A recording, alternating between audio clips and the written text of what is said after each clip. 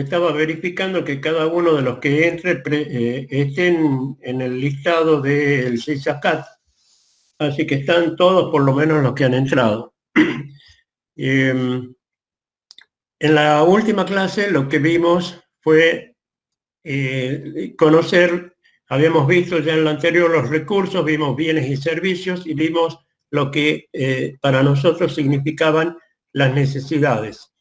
Después hemos hablado sobre las clasificaciones en el caso de los bienes, de los servicios y también de en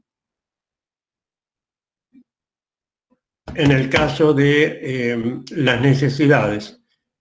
Vimos los bienes, todos los bienes, y vimos en especial los bienes públicos, que los bienes públicos se caracterizaban por el consumo no competitivo y por la no exclusión. Eso significa de que un bien público es aquel que puede proporcionárselo a muchas personas sin que ello haga disminuir la cantidad disponible de ese bien para muchas otras. Y un bien público es aquel en donde el costo de suministrárselo a muchas personas no difiere del costo de proporcionárselo a una sola persona. Bien, después vimos las funciones del sistema económico y ahora vamos a avanzar y vamos a hacer un raconto de las definiciones que encuadran en el modelo tradicional. Recuérdense que el modelo tradicional tenía los recursos, que eran medios, que eran escasos, que debían transformarse mediante tecnología en bienes y servicios varios, y luego mediante un proceso de distribución debían satisfacer necesidades que son fines, son ilimitadas y por lo tanto se transforman en alternativas. Al satisfacer necesidades se alcanza un determinado estado de bienestar. Una de las definiciones que encuadra en este enfoque tradicional es la de Adam Smith, que decía que la economía estudia la riqueza. Y la riqueza, para los economistas clásicos, estaba representada por los recursos. Es decir, aquellos países que disponían de un mayor stock o mejor stock de recursos que los demás, sus poblaciones vivían mejor que las demás, que las otras. Bien, también existen varias definiciones. Una de ellas, ya un segundito que voy verificando que estén inscritos todos los que están entrando. Maru Melior, María Eugenia, sí.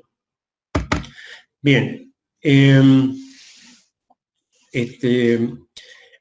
Vamos entonces con la definición de Lionel Robbins. Lionel Robbins decía que la economía estudia cómo fines alternativos se satisfacen mediante recursos, mediante medios escasos. Es decir, cómo medios escasos son aplicados a la satisfacción de fines alternativos. Está diciendo lo mismo en función de lo que estamos exponiendo en el modelo tradicional de economía. Otro autor también y premio Nobel definía economía diciendo de que es la ciencia que estudia los asuntos ordinarios de la vida desde el punto de vista individual y de la sociedad, pero cuando ellos se refieren a la distribución de bienes para satisfacer necesidades. Celia Medina Nava, autora de un libro, definía economía diciendo que la economía estudia cómo se satisfacen necesidades materiales y no materiales. Gregory Mankiw, autor de un bestseller, de un libro de economía que está en versión PDF, que lo pueden bajar de la nube ustedes, al igual que el libro de Becker y Mochón, también pueden bajarlo de la nube. Bien, Gregory Mankiw define economía diciendo que la economía estudia cómo, la economía estudia cómo se gestionan recursos escasos. Utiliza la palabra gestión y la palabra gestión es equivalente a administración, administrar, gestionar, administrar. Entonces sigue inmerso, esta definición sigue inmersa en lo que es el modelo tradicional de economía. Y ahora vamos a tomar la que es emblemática, que representa este enfoque, que es la definición de Milton Friedman, Premio Nobel de Economía en el año 1973. Milton Friedman todavía es contemporáneo nuestro, vive, y debe tener más de 80 y pico de años en la actualidad. Milton Friedman, esta definición de economía la hizo de esta manera. Economía es la ciencia que estudia cómo una sociedad determinada soluciona su problema económico. Acá es importante esta definición porque hay que tomarla desde el punto de vista de su forma, su estructura formal, como así también desde el punto de vista de su fondo. Desde el punto de vista de su estructura formal, encontramos el pronombre posesivo su, que significa pertenencia. Pertenencia entre qué y qué. Entre sociedad determinada, que es la que debe solucionar su problema económico.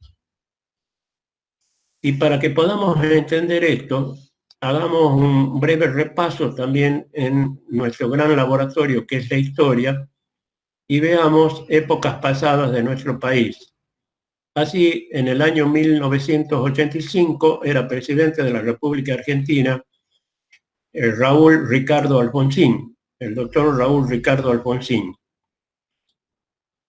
En ese momento, muy parecido a lo que está ocurriendo hoy en la realidad, teníamos un problema grave que era la inflación. Entonces, para superar este problema, el ministro de Economía de aquel momento, entre varios que tuvo Alfonsín, era un ingeniero, Juan Vital Zurruil. Zurruil implementó lo que se llamó el Plan Austral, que se aplicó a partir del 1 de mayo de aquel año. El Plan Austral consistía en cambiar el signo monetario por otro, en donde se eliminaban ceros. Desaparecen, creo, los pesos ley 18,188 y se crea el austral. Entonces, y se establece además una paridad del austral con el dólar. Y esa paridad del austral decía de que 0,75 centavos de austral era equivalente a $1. Miren qué diferente era en aquel momento con respecto al actual. Nuestro peso estaba apreciado, valía más que $1. Hoy nuestro precio está en las antípodas, es decir, está depreciado, en donde tenemos que entregar en el mercado paralelo más de 130 pesos por $1. Bien, esta medida que tomó este plan, lo que hizo fue, o lo que ocasionó, paró la inflación y comenzó a reactivarse la economía real, es decir, el trabajo, la riqueza, y comenzó el país a crecer.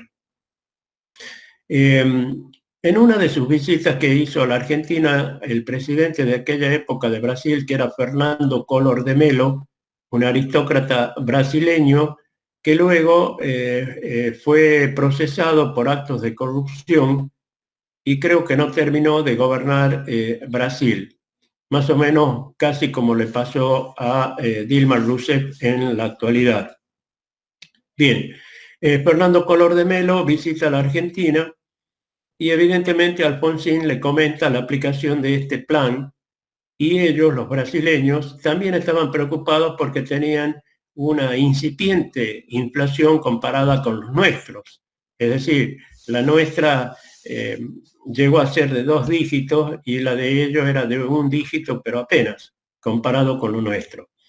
Entonces, Collor de Mello envió a su ministro de Hacienda, y tomó contacto con Zurruil, y Zurruil le contó del plan, cómo lo había implementado. Entonces en Brasil copian el plan de Zurruil y se implementa y se llama el plan cruzado. Entonces los brasileños cambian la moneda, que era en aquella época el cruzeiro, por el cruzado y ellos eliminan 2 ceros nada más de su moneda. Y establecen también una paridad, que no me recuerdo la equivalencia, con el dólar. Bien, Brasil en aquel momento era un país que tenía alrededor de 150 millones de habitantes. ¿Y qué provocó esta medida? Esta medida, al fortificar, al apreciar la moneda brasileña, el cruzado, permitió que gente que estaba marginada del mercado pudiera acceder a bienes que antes no podía. Por ejemplo, electrodomésticos, heladeras, televisores, radiograbadores, multiprocesadoras, licuadoras, etc. Entonces, pero la irrupción en el mercado fue tal que aproximadamente entre 15 a 20 millones de personas irrumpieron en el mercado brasileño y comenzaron a demandar este tipo de bienes. ¿Qué provocó eso? Tenemos que recordar que la oferta de bienes que las empresas realizan este año 2020 está hecha en función de haber estudiado qué pasó en el 2019, obviamente con las ventas y qué hemos producido y hemos vendido, para que este año, en función de lo que también hayamos observado en los años anteriores, no solo el 19, el 18, el 17, si fue creciendo en las ventas nuestras, eso lleva a que el plan maestro de producción para el 2020 sea igual o mayor que la cantidad de unidades producidas y vendidas del 2019. Entonces, la oferta que hacían los brasileños de bienes estaba en este nivel, pero de repente irrumpen todos estos nuevos consumidores, hábitos por bienes, entonces la demanda crece más que la oferta de bienes. ¿Y eso qué provoca? La demanda de bienes crece más que la oferta de bienes. Entonces, provoca una escasez, y cuando hay escasez, ya hemos dicho que los precios suben. Entonces, en Brasil, al haberse aplicado este plan que dio buenos resultados en Argentina en aquel momento, no rindió los mismos efectos, sino que fue como tratar de apagar el fuego con nafta. Tan es así que tuvo que renunciar el ministro de Economía y casi le cuesta también el puesto al presidente de la nación brasileña, Collor de Mello. También ocurrió lo mismo en la época de que era Carlos Menem presidente, que vino después de Alfonsín. Menem sucede a Alfonsín en el año 1989 y también teníamos un problema de hiperinflación. Tan es así que en el año 1991, si no me recuerdo, Cavallo también, Domingo Cavallo, era el ministro de Economía de Menem, también implementa un programa. Y ese programa consistía en crear un nuevo signo monetario que se llamó el peso y se eliminaban unos ceros del austral y ese peso se hacía una equivalencia con el dólar de 1 a 1. Es decir, un peso era un dólar. Tan es así que luego una ley permitió de que en los libros contables se podían hacer las operaciones indistintamente en dólares o en pesos. Es decir, que teníamos como un sistema bimonetario en donde circulaban libremente estas dos monedas y eran equivalentes. Bien, ese programa funcionó, bajó la inflación, generó trabajo, generó que la actividad económica se recuperara, se motorizara, y eso provocó que un presidente de Ecuador, que no me recuerdo si era en aquel momento Correa o quién de ellos, también se interesó por el programa. Sí.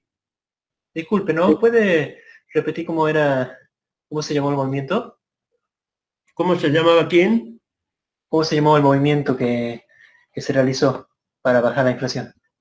Sí. Pero ¿en dónde me hablas vos? Uno fue el plan austral en Argentina. En Argentina fue el plan austral, en plan austral que implementa Churruil. Por Ajá. supuesto que el plan austral duró un tiempo, no me recuerdo si fue 2 años y luego fracasó, pero diríamos provocó 2 años, profesor. 2 años que movió la economía. Bueno, lo mismo sucedió con Cavallo, que establece esa equivalencia entre 1 a 1 con el dólar, La que convertibilidad parcial. también tenía, esa era la ley de convertibilidad del Convertibilidad. austral, algo así se llamaba. Bien, entonces también, sí, también provocó lo mismo, esto que había hecho Cavallo con Menem, y reactivó la economía. Duró más lo que hizo Cavallo porque duró cerca de los 10 años también, y después tuvo que devaluarse, especificarse, y bueno, terminó mal la cosa. Pero bueno, lo importante es que en ese momento anduvo. Se interesó esta gente de Ecuador y esto se llevó a Ecuador, también copió este plan el ministro de Economía de Ecuador. Pero a Ecuador le pasó lo mismo que a Brasil, no funcionó. Bien, entonces, ¿cuál es la enseñanza que tomamos de este repaso que hacemos sobre el pasado? Es que al problema económico argentino lo tenemos que solucionar los argentinos. Al problema económico ecuatoriano lo tienen que solucionar ellos. Al problema económico brasileño ellos. Al problema económico alemán los alemanes. Al problema económico japonés los japoneses. ¿Por qué? Y el porqué es que la idiosincrasia de cada una de las sociedades, sus principios, sus valores, su forma de pensar, su sentido común es diferente. Y eso hace de que alguna receta económica que haya funcionado en un determinado país no necesariamente va a dar el mismo resultado en otro país que se lo aplique. Las sociedades somos diferentes, quiera que no, unas de otras. Bien, esa es la importancia que tiene desde el punto de vista de analizar formalmente la estructura de esta definición con el pronombre posesivo su, que unía lo que era la sociedad determinada con su propio problema económico, a pesar que el problema económico no hemos definido y lo vamos a hacer ahora. Entonces, ahora entramos a analizar ya el fondo de la cuestión, el fondo de esta definición en particular, y por un lado tenemos que economía es una ciencia. Entonces, ocupa un lugar dentro de las disciplinas del conocimiento científico, la economía, y para ello tiene el número suficiente de teorías y de teoremas que lo avalan. No es una técnica ni tampoco un arte, es una ciencia. Entonces, la economía es la ciencia que estudia cómo, entonces cómo también tiene relevancia porque es la manera. Y al decir que estudia la manera en que se soluciona un problema económico, nos induce o nos lleva a pensar de que hay diferentes maneras para poder solucionarlo. Efectivamente, hay diferentes maneras de solucionarlo. Y vamos ahora a lo que es la sociedad determinada y el problema económico. Entonces, primero analicemos el problema económico. Pero antes de un problema económico, veamos lo que es un problema tecnológico. Un problema tecnológico existe cuando los recursos escasos son aplicados a la satisfacción de una necesidad. Repito, un problema tecnológico existe cuando los recursos escasos son aplicados a la satisfacción de una necesidad. Por ejemplo, queremos fabricar un avión que desarrolle una velocidad un avión de pasajeros, perdón, que desarrolle una velocidad de 15.000 kilómetros por hora. Bien, es un problema tecnológico. Ahora, ¿cuándo estamos con un problema económico? Un problema económico existe cuando recursos que son escasos son asignados a la satisfacción de fines múltiples o alternativos.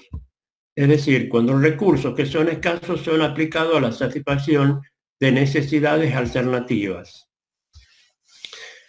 Muchas necesidades. Por ejemplo, siguiendo con el ejemplo este del avión de pasajeros que queremos fabricar. Entonces, un avión que permita desarrollar una velocidad de 15.000 kilómetros por hora.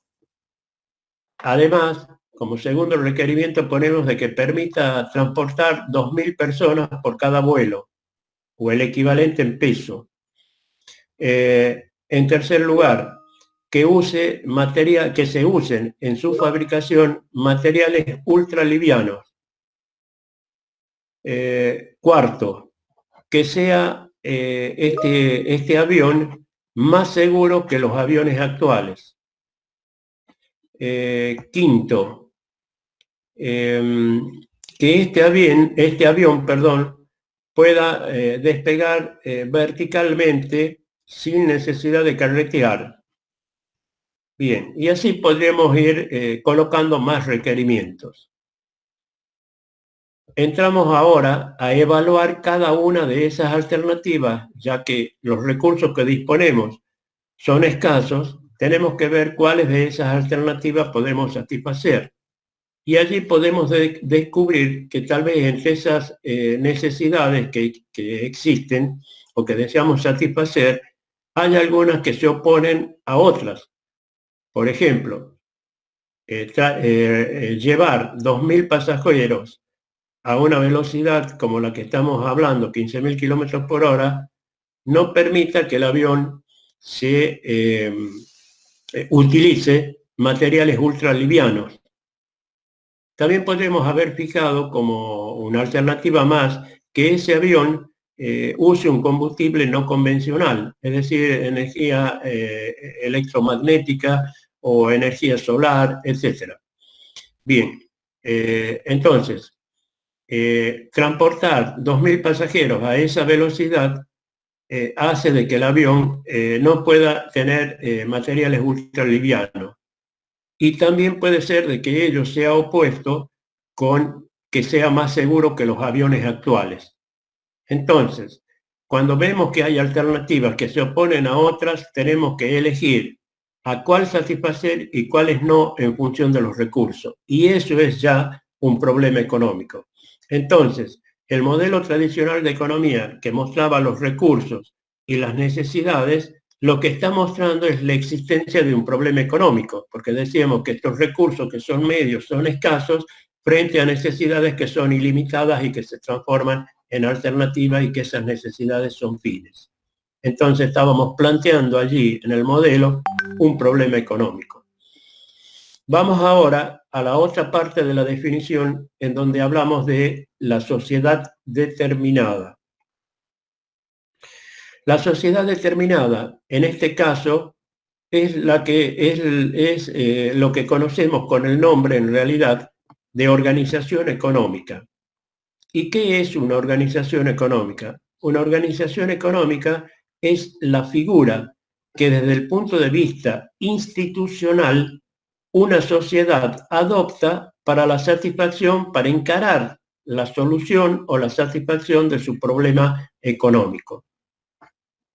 Pero todavía más importante que eso es la finalidad que tienen las organizaciones económicas. Las organizaciones económicas son arreglos institucionales que buscan salvaguardar los derechos de propiedad de sus habitantes. Miren o escuchen esto. Las organizaciones económicas son arreglos institucionales que buscan o pretenden salvaguardar, proteger los derechos de propiedad de sus integrantes. Bien, vamos a ver si en nuestro país se satisface lo que está previsto acá o lo que hemos expuesto sobre las organizaciones económicas. Vamos ahora a clasificar las organizaciones económicas. Hay varias, existen varias o han existido. La primera es el sistema de castas. El sistema de castas es de la India y este sistema está basado en la religión, en una de las religiones, creo que es la más popular en la India, la mayoritaria, que es el hinduismo. Bien, Entonces, ¿qué es una casta? La casta es determina la estratificación social hereditaria. O sea, que es una forma de estratificar, así como estrato, como vemos cuando cortamos la tierra, la corteza terrestre, hay estratos superpuestos. Es decir, que la casta clasifica a la población desde el punto de vista social y es hereditario. Estratifica más que clasifica. Bien, estrato quiere decir independientes uno de otro. No se pueden mezclar. Esa estratificación social nos determina en qué podemos trabajar y con quién nos podemos casar. Y dijimos que es hereditario, es decir, que si mi padre fue obrero, yo seré obrero, como lo serán mis hijos, mis nietos, mis bisnietos, mis tataranietos.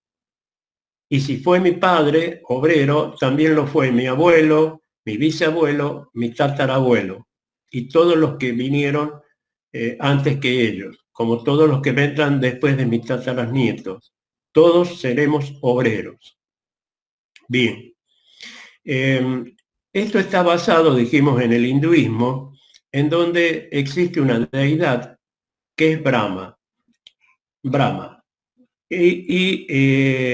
La religión dice que las castas y su posición social se determinan en función del lugar en donde las personas han sido creadas. Entonces, las personas que han sido creadas de la boca de Brahma ocupan la casta de los brahmanes. Los brahmanes que son los políticos, los académicos, los sacerdotes. Bien, la segunda casta, que no me recuerdo el nombre, casta en sánscrito, que es un lenguaje antiguo de la India, lengua antigua de la India, significa Varna. Entonces, la segunda casta, perdón, no dije de que las castas forman una pirámide, es decir, son pocos los que están, los que nombré, los brahmanes están en la última casta. Luego, hacia abajo viene la segunda casta en importancia, que es la casta de los militares, los empresarios, los agroganaderos. La tercera casta, en importancia de mayor a menor, está la casta de los artesanos, comerciantes, pequeños comerciantes, artesanos, orfebres. Y la última casta es la casta de los obreros y de los siervos. Bien, esas son las 4 castas. Pero existen también otras subcastas que ni siquiera son consideradas subcastas, sino que se consideran o son tomadas como un castigo, que ni siquiera merecen estar en una casta esas personas. Existe una subcasta, no me recuerdo el nombre de esta, pero son aquellos que se denominan parias, y a aquellas personas se les permite únicamente salir de noche a trabajar. No lo pueden hacer durante la luz del día, únicamente de noche. ¿Y en qué oficio pueden trabajar? El único oficio que pueden tener es de limpiar las letrinas, sobre todo las letrinas públicas, pero lo tienen que hacer con sus manos. Y de esa manera limpian los excrementos humanos en las letrinas.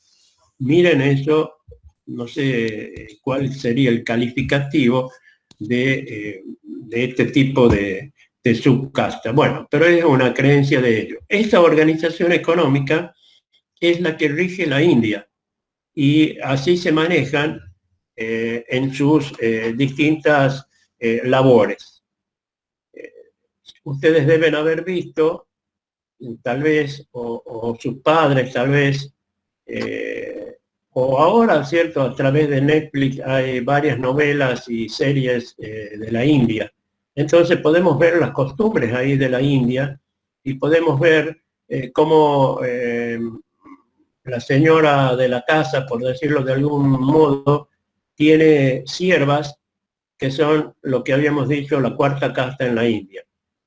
Bien, el hinduismo cree en la reencarnación. Esto implica que si yo he seguido el camino fijado por Dios, por Brahma, cuando muera me voy a reencarnar en la casta inmediata siguiente. Es decir, que si estoy en la última casta me voy a reencarnar en la tercera, si estoy en la tercera, en la segunda y así sucesivamente. Se cree que entre cada reencarnación transcurre en el tiempo medido humanamente entre 800 a 1000 años. Los que están en la última casta, si cumplieron, los sacerdotes, dijimos, los académicos, los políticos, si cumplieron con el bien establecido por Dios, a ellos les permite, ya no se reencarnan en una nueva casta, sino se incorporan a lo que es la Jerusalén celestial, el pueblo de Dios.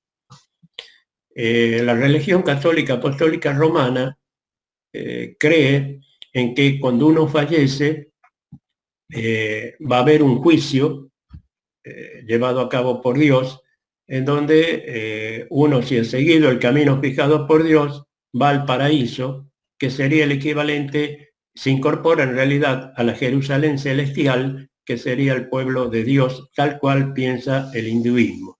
Solo que el hinduismo, al establecer las reencarnaciones, daría la impresión como que está fijando que acá es el infierno, la tierra, y uno va purificándose a medida que va pasando de casta en casta hasta llegar a las superiores. También uno puede descender de casta al no cumplir con los mandamientos de Dios.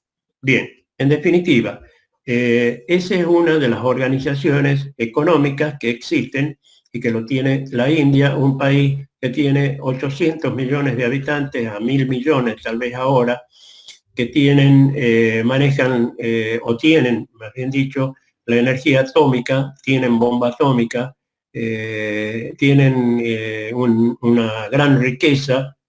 No nos olvidemos que muchos de los servidores de Internet, la red de redes, están radicados en la India.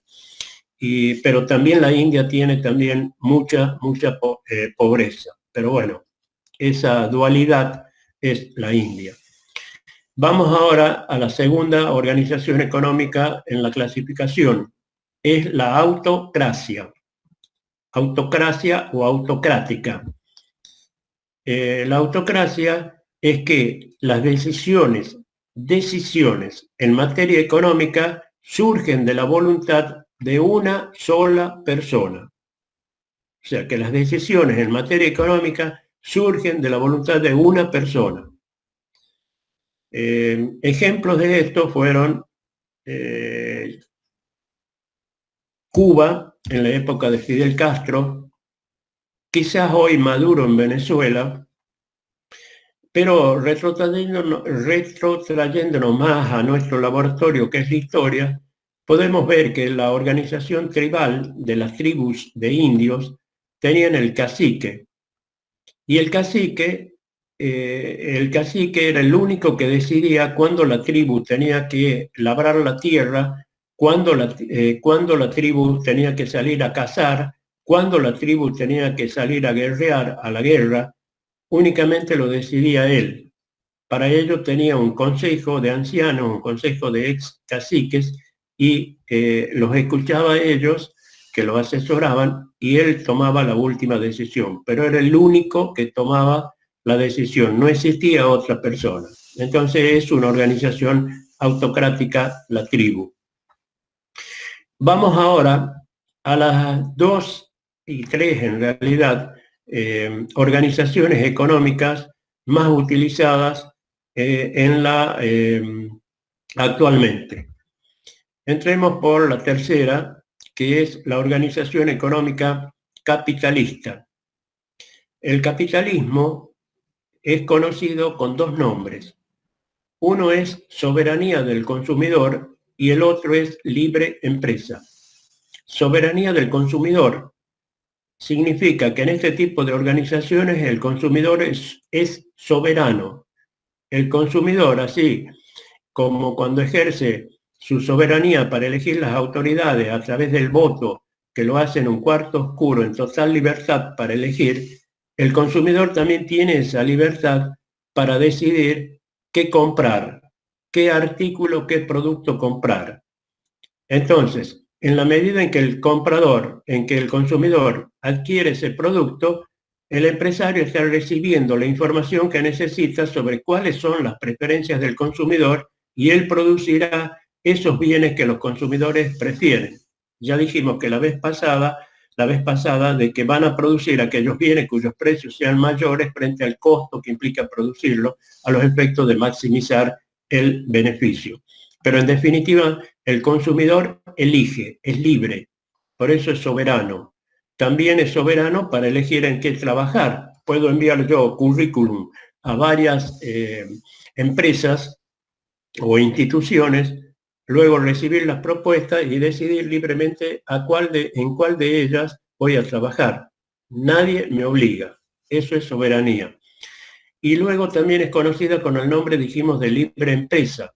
Eso quiere decir de que si uno quiere establecer un emprendimiento productivo, una empresa, no existen impedimentos desde el punto de vista legal para poder hacerlo. Es decir, está permitido. La ley fija de que las empresas no pueden dedicarse a actividades que sean prohibidas por la ley o que discriminen. Prohibida, por ejemplo, a comercializar droga o producir droga, al contrabando, a la trata de personas. Bien, esas son actividades prohibidas, pero las otras actividades que son discriminativas tampoco se pueden hacer. Por ejemplo, hemos creado una sociedad para explotar una cervecería, pero en esa cervecería los únicos que estarán habilitados a entrar y ser consumidores son personas que tengan el cabello rubio, únicamente los rubios y autóctonos, no teñidos. Bueno, es decir, eso es discriminativo y por lo tanto está prohibido por la ley. El resto obviamente está permitido. Ahora nos preguntemos, ¿en qué se funda el capitalismo? Y el capitalismo se funda en tres bases, en tres pilares importantísimos. El primer pilar es la automaticidad, el segundo pilar es la propiedad privada y el tercero es la herencia. La automaticidad, esta palabra implica o tiene dos acepciones. La primera acepción es que el capitalismo no reconoce a ningún pensador como su creador. Se piensa que es algo que el hombre ha perfeccionado por el simple paso del tiempo. En otras palabras, es como que surgió automáticamente, nadie lo pensó, como por generación espontánea. Pero la acepción más importante de la palabra automaticidad es esta, es que en este tipo de organizaciones no existe persona alguna que tome decisiones por otras en materia económica. ¿Me escucharon? En este tipo de organizaciones no existe persona alguna que tome decisiones en materia económica en nombre de otras. Esto es así porque, miren, en la organización autocrática había una persona que tomaba decisiones en materia económica por otras.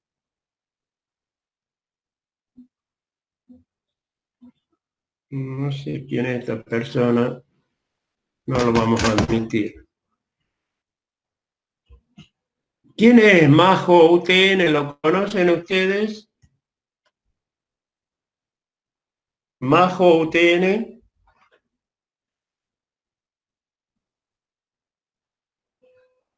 No.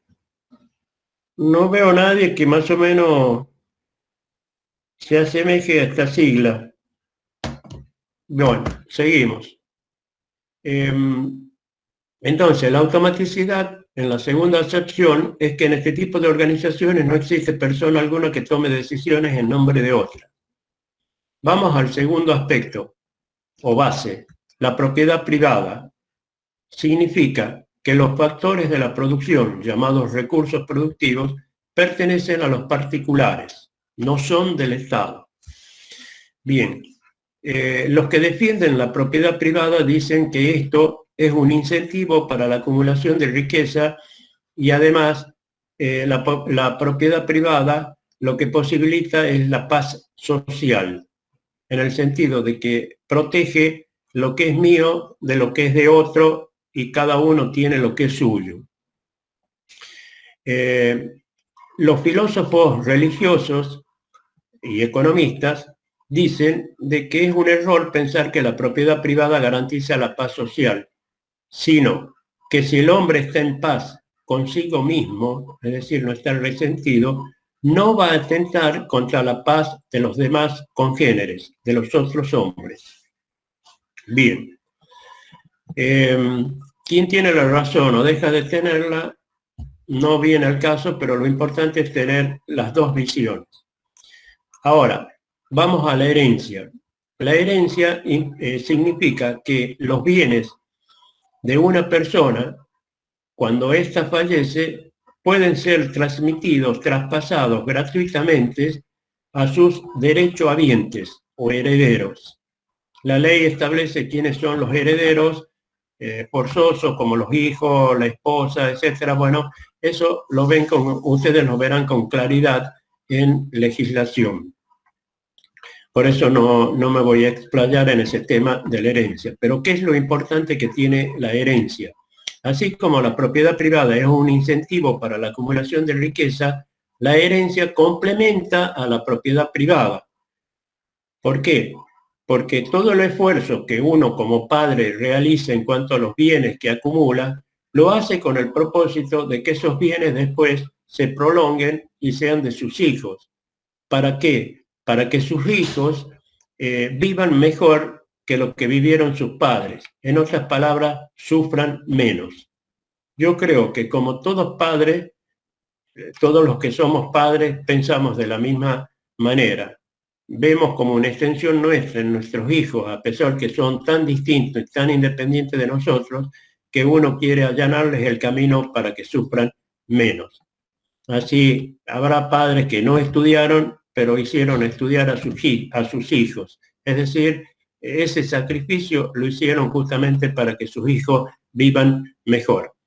Bien, en definitiva, lo que nos interesa desde el punto de vista de la organización capitalista es que la propiedad privada se complementa con la herencia y son incentivos para que estas sociedades acumulen riqueza, lo cual implica que las generaciones venideras vivirán mejor que las presentes. Bien, yo les decía hace un momento que cuando hablamos en general de las organizaciones económicas, decíamos que las organizaciones económicas son arreglos institucionales que buscan salvaguardar, proteger los derechos de propiedad de sus integrantes. La organización capitalista era soberanía del consumidor, libre empresa, tenía la propiedad privada, etc. Ahora nos preguntemos, nuestra República Argentina, ¿qué organización económica tiene? Bien. Hago un paréntesis para que piensen ustedes, pero ¿en dónde estará plasmada la Organización Económica Argentina? ¿En qué documento? Y tiene que estar plasmada en lo que nos constituye como nación, es decir, que nos constituye en ese colectivo que nos comprende a todos y que es la nación, la República Argentina, el Estado. Bien. Profesor, disculpe. Sí. Usted preguntaba recién Majo UTN. Es María Mamaní. Ah, bueno. No sé si Decirle que mande a ver si se puede loguear ahora para que la autorice. Muy bien, ya le digo. Gracias, gracias.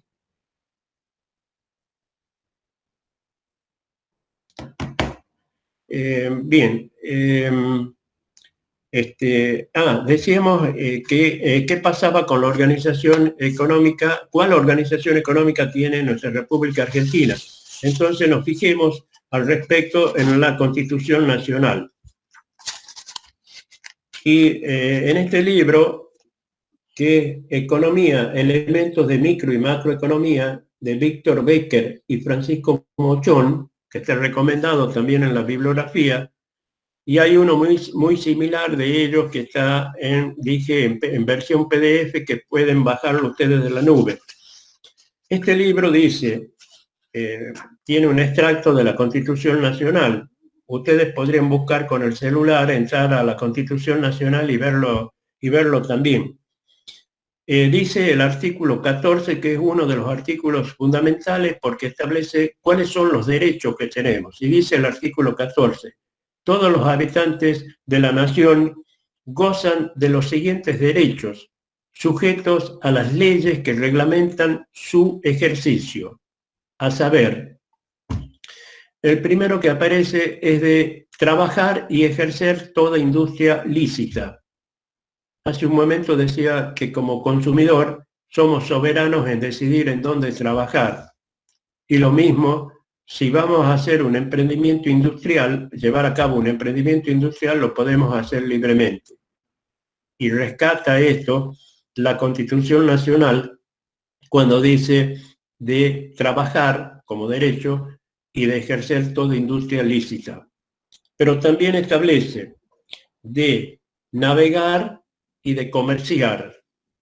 Miren otros derechos fundamentales, navegar y comerciar. También tiene que ver con la soberanía. Y luego está uno fundamental, que tiene que ver con uno de los pilares del capitalismo, que es la propiedad privada, que dice de usar y disponer de su propiedad. Es decir, de lo que es mío, puedo usarlo y puedo disponer libremente de ello, de usar y disponer de su propiedad. Y al final, en otro inciso, dice de asociarse con fines útiles. Miren si no es eso libre empresa, asociarse con fines útiles. Bien, a pesar de que nuestra Constitución establece como un derecho básico el de, porque también está en este artículo de aprender, de educarse, también está de usar y disponer de su propiedad como derecho básico. Pero no obstante eso, los constituyentes dijeron, pero quizás no está claro eso de usar y disponer de su propiedad. Tendríamos que ser más taxativos, más firmes en decir esto, porque es la base que nos va a sustentar la propiedad privada. No vaya a ser de que algún juez luego interprete lo que dice la Constitución o la Corte y resuelvan otra cosa en contrario. Entonces, redactaron el artículo 17 de la Constitución. Y este dice, miren esto, la propiedad es inviolable. Inviolable. Antes decía de usar y disponer de su propiedad y ahora establece la propiedad es inviolable. Y únicamente puede ser, y ningún habitante, perdón, de la nación puede ser privado de ella, sino en virtud de sentencia de un juez federal de la nación fundada en ley. Esta ley se llama la Ley de Expropiación con fines público. Expropiar quiere decir quitar la propiedad, pero se hace eso con fines públicos y es el Senado de la Nación, el Congreso de la Nación, quien debe disponerlo mediante ley, o en el caso de la provincia de Tucumán sería la legislatura provincial. Pero no obstante que nos expropian la propiedad, se debe indemnizar al propietario del inmueble. y esa indemnización siempre es mayor que el precio de plaza o el precio de mercado que tenía la propiedad en ese momento, porque justamente me están quitándome la propiedad en contra de mi propia voluntad. Miren de sabio los constituyentes, cómo establecieron que la propiedad es inviolable. Eso me lleva a otro terreno a pensar cuando uno ve las noticias de gente que está tomando propiedades. Y hay gente que defiende estas tomas por razones sociales, etc. Esto no se tiene que permitir, porque la Constitución es sabia. Si esta gente que hizo la Constitución en el año 1853, casi está por cumplir 2 siglos dentro de unos años la Constitución, exactamente dentro de 33 años, fueron sabios al establecer eso como base de la paz social nuestra. No se debe permitir este tipo de atropellos. El Estado tendrá que velar después de qué manera soluciona ese problema habitacional con la gente, pero no permitir que la gente se apropie de algo que es indebido. Bueno, con eso damos por finalizada la clase de hoy. No sé si quieren hacer una pregunta al respecto, sino que tengan unas buenas tardes, un buen fin de semana, que descansen y nos vemos, si Dios quiere, el miércoles que viene.